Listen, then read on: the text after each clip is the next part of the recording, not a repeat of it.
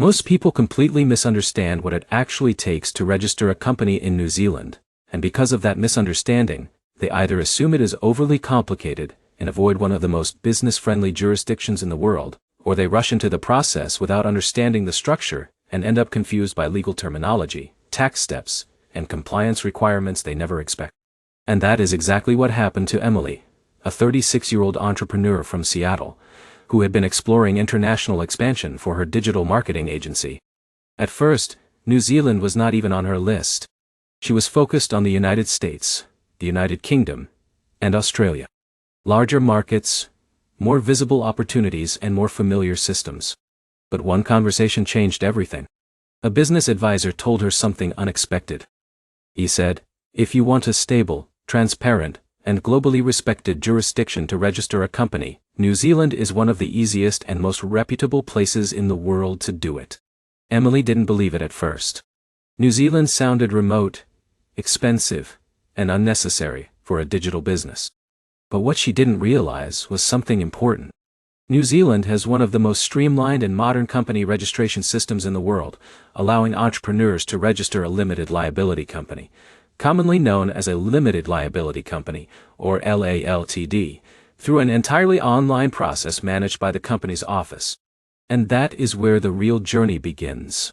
Because Emily assumed company registration would involve lawyers, paperwork, long waiting periods, and in-person visits. But what she discovered instead was a structured digital system that could approve company incorporation in a matter of hours if done correctly. And here's where things get interesting. Because in New Zealand, the challenge is not complexity. It is precision. But before we break it down step by step, you need to understand something critical. LLC, in New Zealand, is typically structured as a limited liability company, often called a limited or LLTD, which is a separate legal entity from its owners. This structure protects personal assets, allows business banking, enables contracting, and provides a globally recognized corporate identity.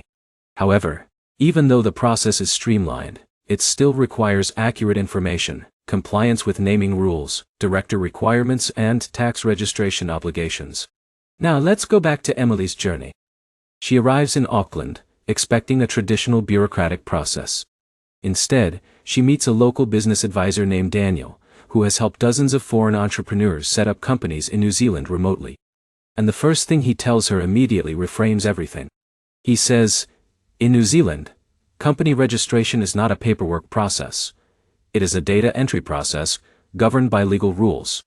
Emily nods, but she doesn't fully understand what that means yet. Because the first step is not paperwork submission. It is defining your company structure. And here's the problem most people run into immediately. They try to register a company before understanding how ownership, directorship, and tax responsibilities work in New Zealand's system. But in New Zealand, every company must have at least one director who lives in New Zealand or Australia, unless specific exemptions apply. This is one of the most important structural requirements. So Daniel asks Emily a simple question. "Who will be your director in New Zealand?" She replies, "I will be the director. I live in the United States." And this is where the first complication appears. Because while New Zealand is extremely business-friendly, it still has residency-based governance requirements for company directors. And this is where many foreign entrepreneurs hit their first obstacle. But Daniel quickly explains a solution. He says, "You either appoint a resident director or use a compliance service provider who can fulfill the requirement legally." And suddenly, the path becomes clear again. Because once directorship is resolved, everything else becomes easier. But here's where things get even more important. Because the next step is choosing a company name. In New Zealand, company names must be unique and not misleading.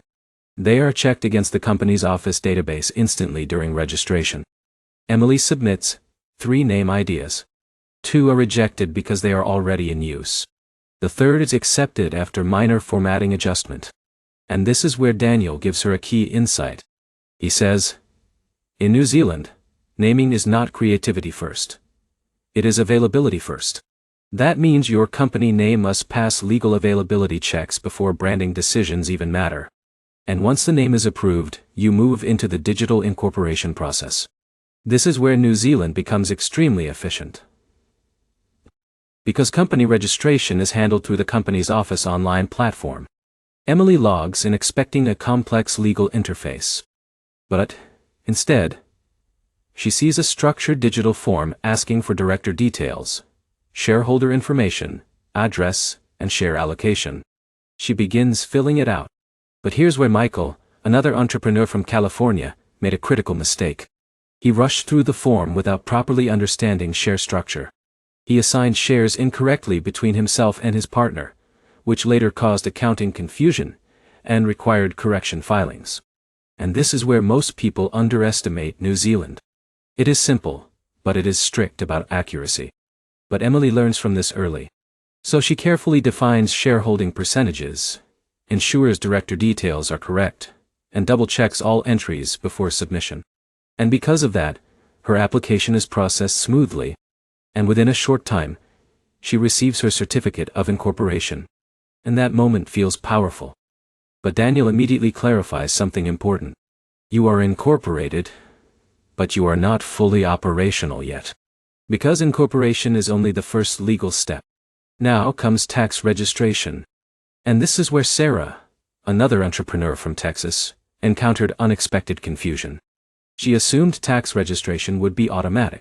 But in New Zealand, after incorporation, you must register separately with the Inland Revenue Department to obtain an IRD number.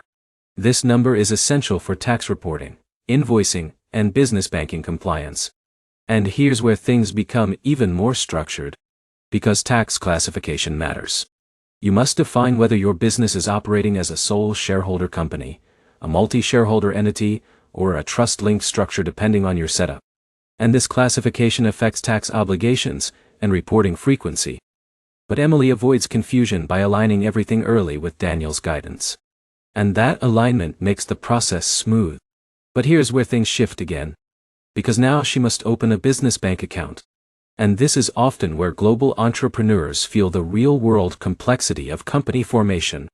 Because New Zealand banks require incorporation documents, director identification, proof of address, business activity description, and in some cases, in-person verification or video verification. This is where Jessica, another founder from New York, experienced delays she did not expect. Her incorporation was perfect.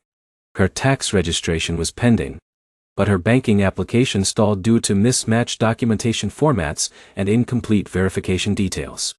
And this is where most entrepreneurs realize something important. Legal incorporation is not the same as financial activation. But Emily prepares properly. She gathers certified documents, ensures consistency across all records, and prepares a clear business activity explanation. And because of that preparation, her banking process moves forward without major issues. But here's the deeper insight most people miss. In New Zealand, success is not about complexity. It is about consistency. Consistency between company structure, director information, share allocation, tax registration, and banking documentation. When everything aligns, the system is extremely efficient. When it does not align, even simple processes slow down. And that is the real lesson here. Because when you zoom out, registering an LLC in New Zealand is not about bureaucracy. It is about precision within a highly optimized digital legal system. And once you understand that structure, everything becomes predictable. Emily is no longer confused. She is operating with clarity and control. And that shift changes everything. But here's a curiosity loop most people never consider. Because New Zealand consistently ranks among the top countries in the world for ease of doing business, transparency, and legal stability, making it a preferred jurisdiction for international startups, digital entrepreneurs, and remote-first companies.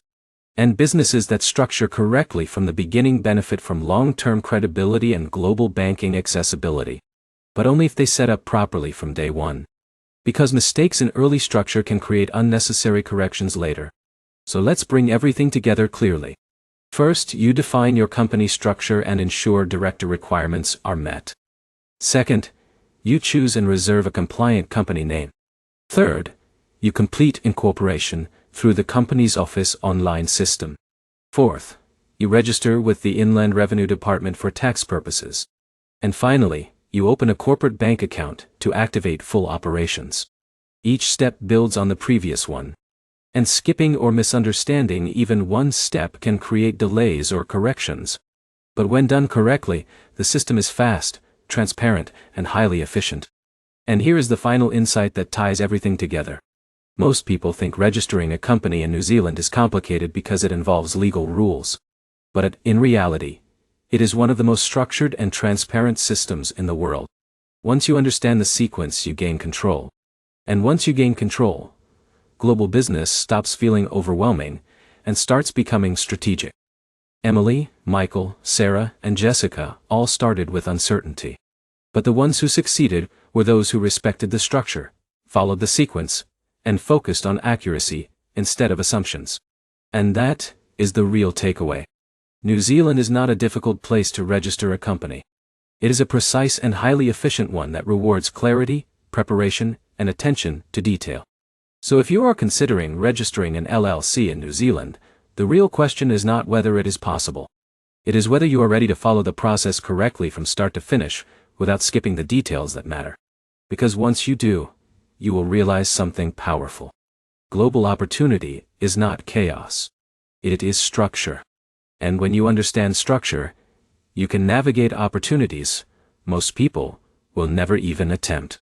And if you found this guide helpful and want more deep breakdowns of international company formation and global business strategy, make sure to subscribe to the channel. Because the next guide might completely change how you see the world of business.